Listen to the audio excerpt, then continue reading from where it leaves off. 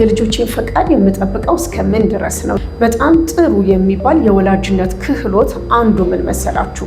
ልጆች የራሳቸው ሀሳብ፣ ስሜትና ፈቃድ እንዳላቸው ማወቅ ነው። ፈቃድ ማለት ደግሞ ምን መሰላችሁ?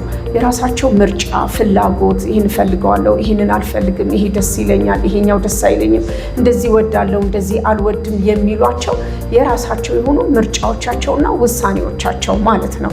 ከዛ ጎበዝ ወላጅ የልጆችን ምርጫና ውሳኔ ያውቃል፣ ይረዳል፣ ማኔጅ ማድረግ ደግሞ ይችላል። ማኔጅ ማድረግ መቻል ማለት ምን ማለት መሰላችሁ? ኦኬ እሺ ልክ ነህ ወይ ደግሞ ልክ ነሽ፣ እኔ ግን አሁን ማድረግ የምችለው እዚህ ድረስ ነው፣ እኔ ያለኝ ይህንን ነው፣ ስለዚህ ከዚህና ከዚህ ምረጥ ወይ ደግሞ ምረጪ፣ አለበለዚያ ማድረግ አልችልም ስትሉ አንደኛ ምርጫ ሰጥታችኋል፣ ሁለተኛ ደግሞ የእናንተንም ስታንድ አሳውቃችኋል ማለት ነው። ሆኖም ግን ሁል ጊዜ ምርጫዎቻቸውን ወይ ደግሞ ፈቃዳቸውን የምትጥሱ ወላጆች ከሆናችሁ በሁለት መንገድ ትጎዷቸዋላችሁ። የመጀመሪያው በቃ ለብዙ ነገር ስሜት ያጡ፣ ፍላጎት ያጡ፣ ብዙ ነገር ደስ የማይላቸው በቃ ደስታዎቻቸው እየተቆረጡ ይሄዱና ብዙ ጊዜ በቃ ግድ የለሽ አይነት ልጆች ይሆናሉ። መምረጥ መወሰን የሚቸገሩ ይሆናሉ።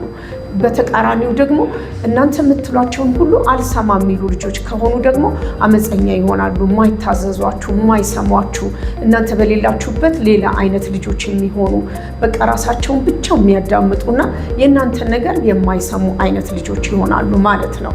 ስለዚህ ፈቃዳቸውን ማስተናገድ የምትችሉት እናንተ ካላችሁበት ሁኔታ ተነስታችሁ በመነጋገር ምርጫ በመስጠትና አቋማችሁን በማሳየት የልጆችን ፍላጎት፣ ፈቃዳቸውን፣ ሀሳባቸውን፣ ስሜታቸውን ማክበር ትችላላችሁ። ስለዚህ ፈቃዳቸው የተከበረላቸው ልጆች ማለት መማር የሚችሉ፣ ብዙ ጊዜ ደስተኛ የሆኑ፣ ቤተሰባቸውን የሚያከብሩ፣ ራሳቸውን የሚወዱ፣ መምረጥ መወሰን የሚችሉ፣ በጓደኞቻቸውና በአካባቢያቸው ደግሞ ብዙ ተጽዕኖ የማይደርስባቸው አይነት ጠንካራ ልጆች መሆን ይችላሉ ማለት ነው። አመሰግናለሁ።